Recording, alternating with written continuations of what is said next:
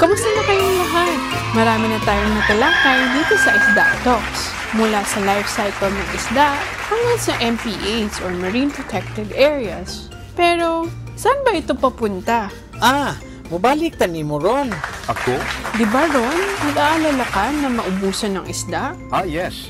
Dili lang sa mga mangingisda, hasta pud sa uban nga mga tao sama atong naa sa mga dagkong syudad. Ug sa mga isda pod, ug uban nga mga hayop. Ngayon na alam na natin paano nabubuhay ang isda, alamin naman natin paano paramihin ito. Paano kaya natin makikita ang buong litrato? Istoryan ako sa akong nahibaw-an. Naa ka mga uban nga idea?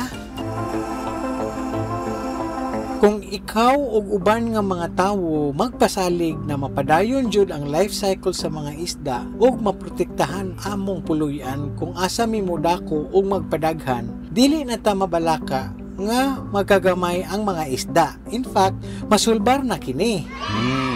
Okay.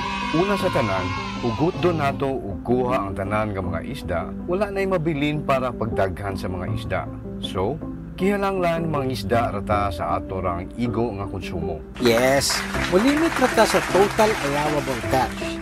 Dapat ta makabalo nga mulimit ta sa kadaghan og pangisda. Mao kini ang mga limitasyon gihisgot sa harvest control rules. Matud sa nasabutan nga mga klase og kagrabe nga aktibidad sa pagpangisda. Maprotektahan nato ang kadagatan sa overfishing para sa kaugmaan sa mga isda ug sa atong panginabuhian.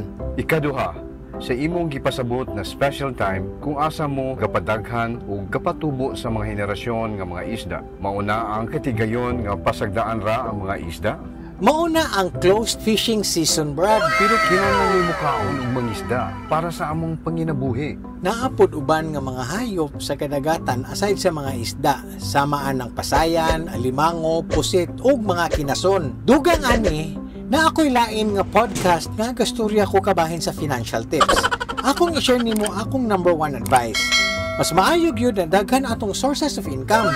Makatabang nimo sa imong pamilya o mga amigo nga naay lain na pamaagi nga maka-income. Dili lang sa pangisda, tungod sa closed fishing seasons, hasta pod sa dili maayo kaayo nga mga panahon samot nang mobagyo. Usa pa ka source of income, murag sideline. Yes, alternatives ba?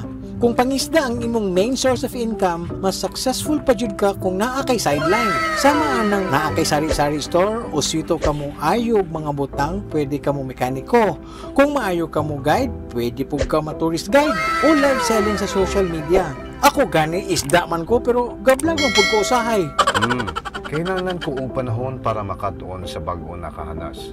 Una-una usob ang long term. Ang tawo nga daghan og skills, mas mudaghan ang mga oportunidad sa future. Dali na kaayo karon makakaton og bisag unsa tungod sa internet. Wa nay gastos sa pag-enroll, data na lang. Kay istorya akong mga amigo, nag-nice daw akong tingog og detalye nga maka-explain sa mga tourist spots. Naaraman day na, sugdi na dayon. Pasig pwede pod ka mahimo nga voice actor. Disgod po ka sa juveniles or baby fishes. Sakto ka. Kapuyan na ta nga mangisda sa mga gamay nga isda. Wala kaayo makuha nato. Mas maayo dili nato sila hilabtan. Pero hasta ang mga mabdos nga isda. Mauna siya ang size limits. Kung dili ka mangisda og juveniles or baby fishes, dako kaayo ang katigayon nga modako og mahimo silang adults o makapadaghan og samot. Na ako iban nga mga amigo, mugamit og kuryente o electrofishing, hilo o poison o dinamita. Pagbalik namo sa pangisda, patay ta ng isda, guba ang ilang mga puluyan, dayon wala na tayo makuha sa mga naabot nga mga bulan. Mga ahak, wag yun na sila, big no-no na. Ayaw jud ana ha, bawal na baya na. Nganong gubon ang mga coral reef para sa usa ka pangisda na pwede raman protektahan ang corals para modagan pa ang mga pangisda. Huna-una ang usob ang long term. Dili nimo putlon ang tibuok punuan para lang makuha nimo ang prutas, di ba? Imo rang pilion ang prutas na siguraduon nimo nga buhi og himsog ang mga punuan. Pareha na sa mga corals. Mangisda ka paggamit sa sakto o right fishing gear. Ayaw jud gamit og dinamita, hilo o poison. o electrofishing ug likay sa mga gagmay nga mga pukot. Makaguba na sa mga corals apil ang mga gamay pa na isda, mga baby o juveniles. Kabahin sa mga coral reef, yes, kinahanglan kaayo sa mga tao dili ilang sa mga isda. Kinahanglan gyud nato na protektahan ang puluyan para sa tanan nga mga isda para magpatubo o magpadaghan. Mauna ang marine protected areas, my friend. Pagkadaghan akong natunan garong adlaw. Tama, Ron. Maaari naming ipamahagi ang halaga ng marine life o yamang dagat, pero ang desisyon ay nasa kamay mo bilang mangingisda. Kapag nawala ang corals at isda, mawawala din ang buhay at kabuhayan ng tao. Kaya kailangan nating iligtas at pangalagaan ang corals at isda ngayon para rin mapahaba natin ang buhay at kabuhayan natin. Mga bago kayo ni nga mga ideya, kinahanglan jud nako hunahunahon. Kakita nako nga naay uban nga mga tawo nga dili ganahan aning mga ideya. Gaya ng simula dito sa Isda Talks, di ba nakinig tayo sa isa't isa at nakahanap ng solusyon nung tayo nagtulungan? Kung kayo ni Ron at Tonton ay kayang magkasundo, kaya rin ng lahat. Kabalo ka Ron, we can live good lives together. Pero sa katapusan, naadyod ninyong mga tawo para mabalanse ang katilingban ug ang kalikasan. Mauna ang ecological balance. Ang kaugmaon sa atong planeta naa sa imong mga kamot, Ron. No pressure, ha? Oo, nagsisimula ito sa maliit na paraan. Pero kapag tayo nag-isip at nagmamalasakit, kaya nating baguhin ang mundo. Usara atong planeta, Ron. Wala tay kapaingnan ani o mapalpak ta. Urot mo taning-tanan.